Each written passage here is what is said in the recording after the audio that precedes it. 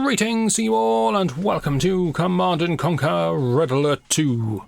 Now, we are going to be plowing through both the Allies and the Soviet campaigns. I'm not going to bother with the tutorial campaign because it literally tells you how to move a unit, but we're going to be playing through both the Allied and the Soviet campaigns in tandem, so that we can view both perspectives of the ever-developing war and see how much difference my presence makes in favour of either side.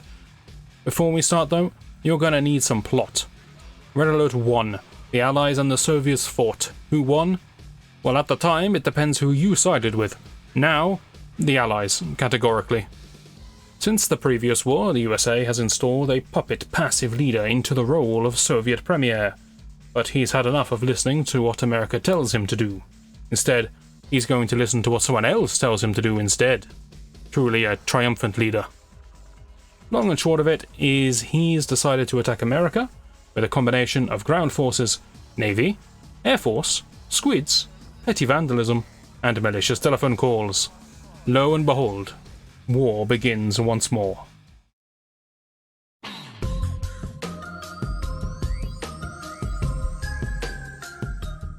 Right then, so let's get into it. We're going to be starting off with the Allied campaign. We'll do a few missions before we flip over to the Soviets. But before we start, allow me to demonstrate exactly what a shambling mess this game is on current systems on Windows 10. Normally, clicking this would initiate the campaign.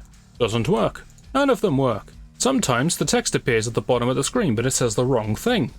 Why is that? Because this entire window is offset. This Soviet icon is in fact here. Fantastic, and if I click it, nothing happens. Logic dictates therefore then that the tutorial campaign is above it, and the Allied campaign must be... yep, it's nowhere to be found, it's not up there. However, the difficulty slider, that works. So that's great. You're gonna have to give me a minute while I actually boot the campaign. Commander, good morning. We've successfully instituted the President's Emergency Lazarus Protocol.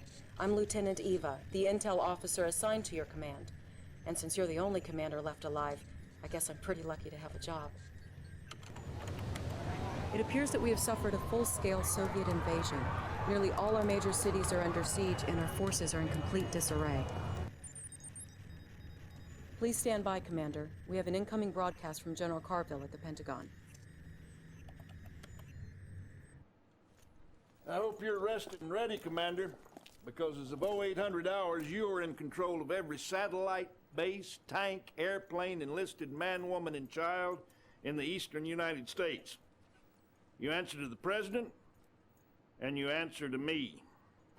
Your ops officer and vital lifeline will be the Lieutenant. Your point man for this mission will be Special Agent Tanya.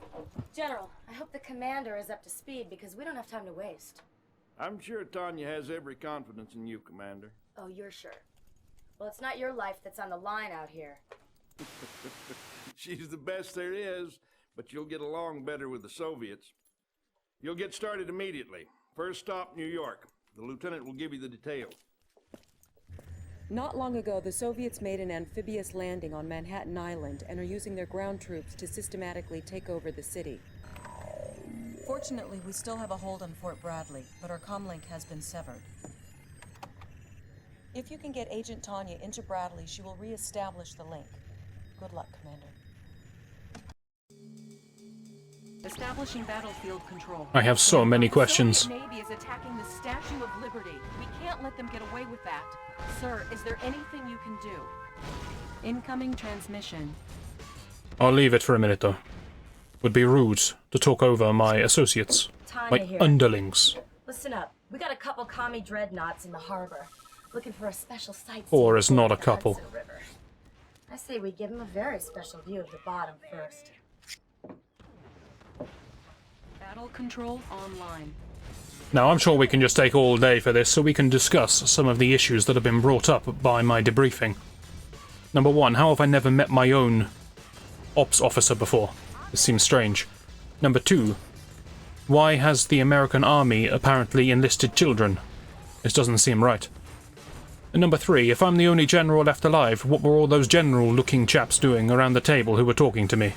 I'm very confused. But welcome, this is Tanya. She is incredibly skillful, but unable to act without my instruction. She must be told to plant C4 on boats, and boats will immediately capsize. She's been upgraded somewhat since her Red Alert 1 incantation. In that, she could only blow up buildings, shoot infantry, and she couldn't even swim. But clearly, she's been hard at work since we last saw her. Another question I had, apparently... I'll let Tanya deal with this.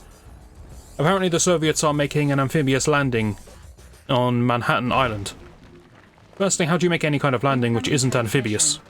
Secondly, why would they attack through the east? I offer a special invitation to citizens of United States from the great Soviet Union. See your liberty, how she lies broken. The video doesn't match the satellite feed. In a moment's time, your once powerful city of Never mind. New York will follow in her footsteps. The choice is yours. You can continue to mourn your past, or surrender, and join us in the great Soviet Revolution. Unit lost. I mean, he makes a compelling offer. To some people, probably. But not to me. Now, we must mobilize our forces, because when it comes to defending the Statue of Liberty, of course, adequate force is Tanya and 5 random men. They're not even named. They are veteran status, so that's quite good. Moving out, men. Now, unlike Tanya, who has had specialist training, these chaps do not know how to swim. So we're gonna have to go on foot. Or Tanya could go by herself, which is probably more effective. But it's good to have some meat shields.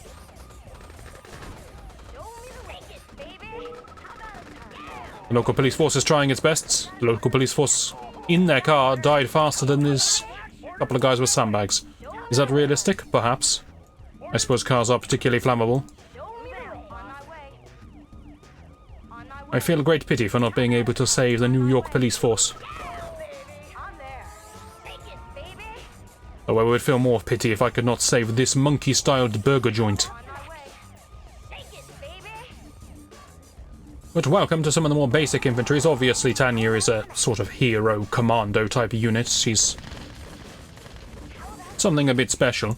And here are some regular troops. These replace the minigunners or the riflemen from previous Command & Conquer games. For the Allies, the Soviets have a slightly different unit. And they have the unique ability of entrenchment.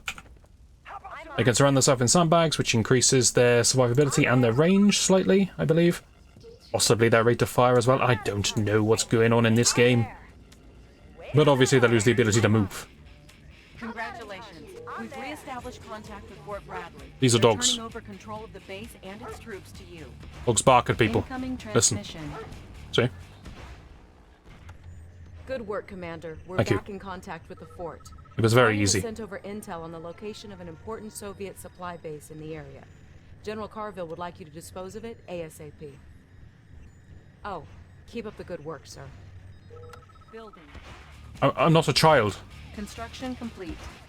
New I'm a construction military operations. general. You don't need to shower me in praise. It's alright. This is my job. I know what I'm doing. Training. And you know who else knows what they're doing? Not the Soviets, apparently, because they're attacking the civilians when they should be attacking my base. Unit ready. But this engineer... This is an engineer. Engineers... He can repair any allied building, and once inside an enemy building, turn it to our side. He is much smarter than his Soviet counterpart. Ore miner under attack. Our base Okay, is under he is not attack. smarter than his Soviet counterpart, and you did not tell me that he can repair bridges, which is the thing I need him for in this mission. Bridge repaired. Repairing. I am already getting a sense of inadequacy from my assisting officers. But that's okay. Apparently the Soviets are also quite inept because they've surrounded their base with flammable barrels. They seem highly unstable. Perhaps we can use them. I shall send the dogs in. Now you might be thinking, what, you can't send dogs in against men with guns? They're just gonna shoot the dogs. Well, you'd be wrong, because dogs are apparently made of some ungodly substance. It takes about 10 bullets to put down a dog. Don't ask me, they're highly trained, alright?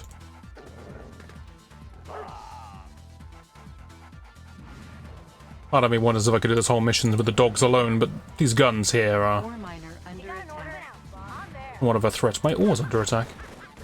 Unit lost. What am I supposed to be doing anyway? Just destroying this whole base? Alright, let's get on with it. I mean, I'm getting attacked and things, and my base might get destroyed, but come on, it's level 1, okay? This is basically a cinematic. An interactive one. All I've got to do is kill everything. But not that, that takes too long. So in the same way that she can with boats, Tanya can destroy buildings in one attack. What exactly I have to destroy here, I'm not sure, so I'm just going to blow up everything that vaguely looks structural. Tanya will have absolutely no problem demolishing this army of people because they haven't even noticed her presence. That's just how talented she is. Shrugs off electricity like it's nothing. Don't worry about these buildings, we'll discuss them when we get to them. This is a Soviet base. You're gonna see a lot of Soviet bases. And these are sentry guns, which are the only thing in this entire level that can kill Tanya. As long as you pay attention, she can get shot, I guess. Our base is under attack.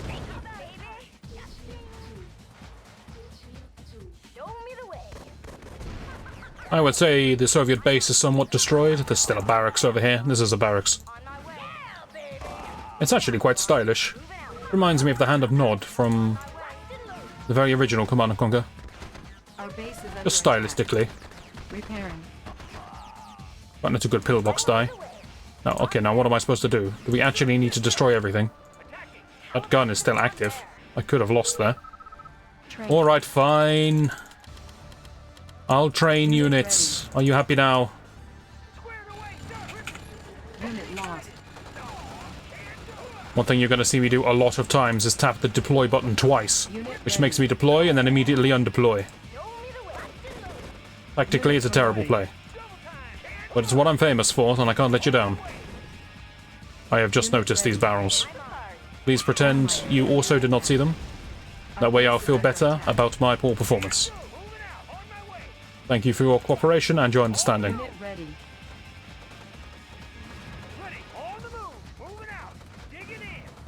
Unit promoted. You know what, just force your way. Under attack.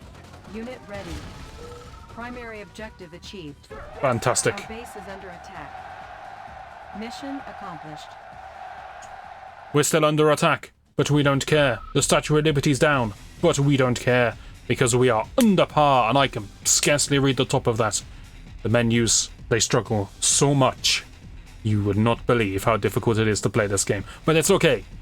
We will struggle through. And at the end of the day, the game is still the game, and it's still fun. But that has been Allies Mission number 1. Next time, I'll be taking on Allies Mission number 2, and there won't be so much flannel at the start, we'll just get straight into it. Hopefully you'll join me for that, and I shall see you then.